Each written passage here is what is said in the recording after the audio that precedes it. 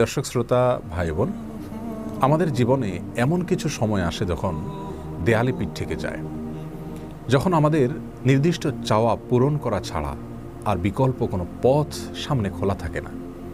এ ধরনের পরিস্থিতিতে আল্লাহ রাব্বুল আলামিনের কাছে আমাদের মনের একান্ত কামনা বাসনাগুলোকে পূরণ করবার জন্য একটি বিশেষ পথ বাতলেছেন আমাদেরকে প্রিয় নবী সাল্লাল্লাহু আলাইহি ওয়াসাল্লাম, আর সেটি হলো ইসমে আযম।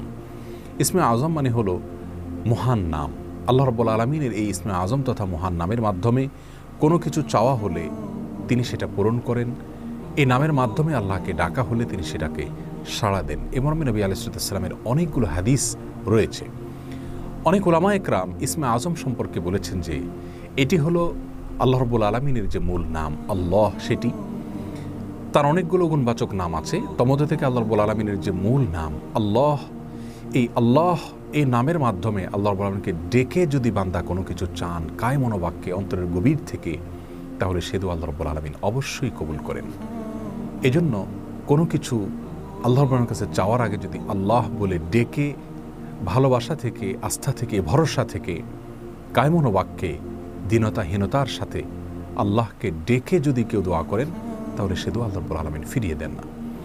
ইসমে আযম সম্পর্কে আরও নির্দিষ্ট করে আমরা নবী আলাইহিস সালামের যে হাদিসটি দেখতে পাই, সেটি তিরমিজিতে বর্ণিত হয়েছে, আরও বিভিন্ন হাদিসের কিতাবে বর্ণিত হয়েছে। সে হাদিস সম্পর্কে বিশ্ববিখ্যাত হাদিসবিদ হাফিজ ইবনে হাজার আল আসকালানী রাহিমাহুল্লাহ ফাতহুল বারীতে লিখেছেন যে ইসমে আযম সম্পর্কে সবচেয়ে বিশুদ্ধতম হাদিস হলো এটি। আর সেটি হলো এই যে বুরায়দা রাদিয়াল্লাহু আনহু বর্ণনা করেছেন, এক ব্যক্তি নামাজের মধ্যে একবার কিছু বাক্য বলে উঠলেন। নবী সাল্লাল্লাহু আলাইহি সাল্লাম তার কথাগুলো শুনলেন। তিনি বলে উঠলেন, আল্লাহুম্মা ইন্নী আসআলুকা বিআন্নী আশহাদু আন্নাকা আনতাল্লাহ লা ইলাহা ইল্লা আনত আল আহাদুস সামাদ আল্লাযী লাম ইয়ালিদ ওয়া লাম ইউলাদ ওয়া লাম ইয়াকুল লাহু কুফুয়ান আহাদ।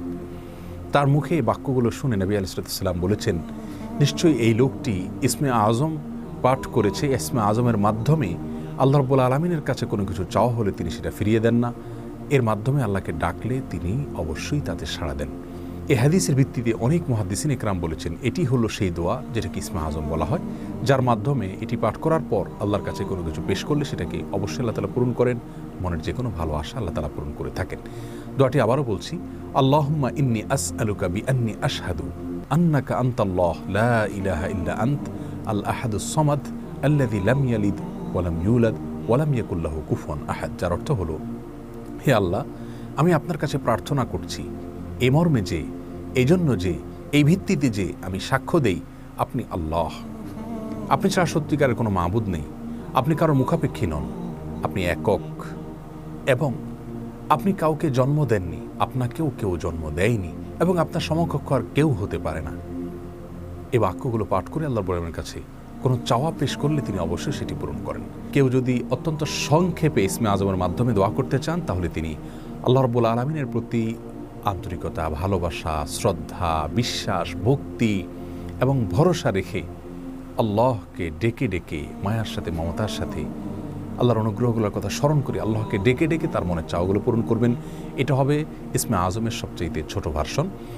আর যদি কারোর হাতে সময় থাকে, তাহলে তিনি ইসমে আযমের যে দোয়াটি আমরা কথা বলেছি, আল্লাহুম্মা ইন্নী আসআলুকা বিআন্নী আশহাদু আন্নাকা আনতাল্লাহ লা ইলাহা ইল্লা আনত আল আহাদুস সামাদ আল্লাযী লাম ইয়ালিদ ওয়া লাম ইউলাদ ওয়া লাম ইয়াকুল লাহু কুফুয়ান আহাদ। এই দোয়াটা তিনি পাঠ করবেন, করে আল্লাহর কাছে তার চাওয়া পেশ করবেন। জীবনের কঠিন মুহূর্তগুলোতে বিশেষ করে এই ইসমে আযম পাঠ করে আল্লাহর কাছে দোয়া করব, সেটা অবশ্যই আল্লাহ তাআলা কবুল করবেন যদি দোয়ার মৌলিক শর্তগুলো আমরা পূরণ করে থাকি।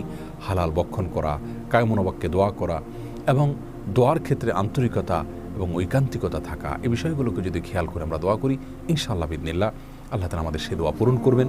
কোনো কারণে সে দোয়া যদি পূরণ হতে আমরা না দেখি, তাহলে সন্দেহাতীতভাবে আমাদের বিশ্বাস রাখতে হবে এটা পূরণ এই মুহূর্তে না হওয়ার মাঝে আমাদের জন্য কল্যাণ নিহিত আছে। আল্লাহ তাআলা এর বিনিময়ে আমাদেরকে আখিরাতে দিবেন।